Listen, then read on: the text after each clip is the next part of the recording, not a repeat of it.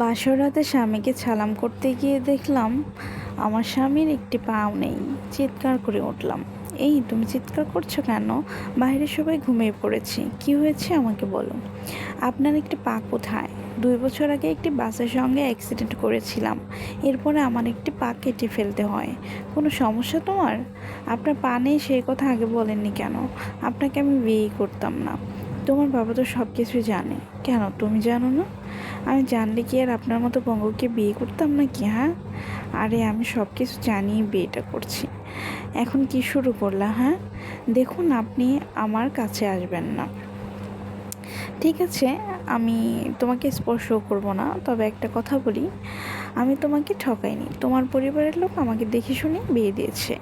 দোষ আপনার না, দোষটা আমার, কারণ আমার ভাগ্যটাই খারাপ। এখানে ভাগ্যের দোষ নেই, এটাই নিয়তিতে লেখা ছিল।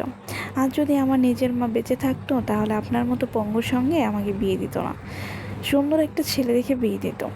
আমার জীবনটা ধ্বংস করলো আজকে। অনেক রাত হয়েছে, ঘুমিয়ে পড়ো। এই সম্পর্কে কালকে কথা বলবো আমরা। আপনি ঘুমিয়ে পড়ুন, আমি দেরিতে ঘুমাবো। আচ্ছা। এরপরে ছেলেটি ঘুমিয়ে পড়ে। ঠিক তখনই মেয়েটির কানের কাছে গিয়ে ঠিক তখনই ছেলেটি মেয়েটির কানের কাছে গিয়ে বলে, এই যে স্বামী, আজকে আমাদের বাসর রাত।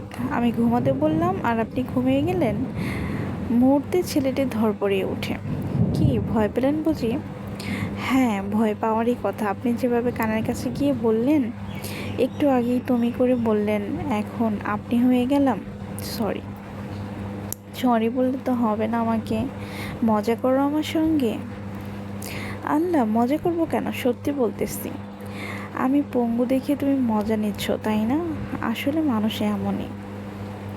এই পাগল, আমি সত্যি বলতেছি। আর একটু আগে তোমার সঙ্গে ফাজলামি করেছি, যার জন্য আমি আন্তরিকভাবে দুঃখিত। মানে, আমি তোমার সব কিছু জেনেই তোমাকে বিয়েটা করেছি।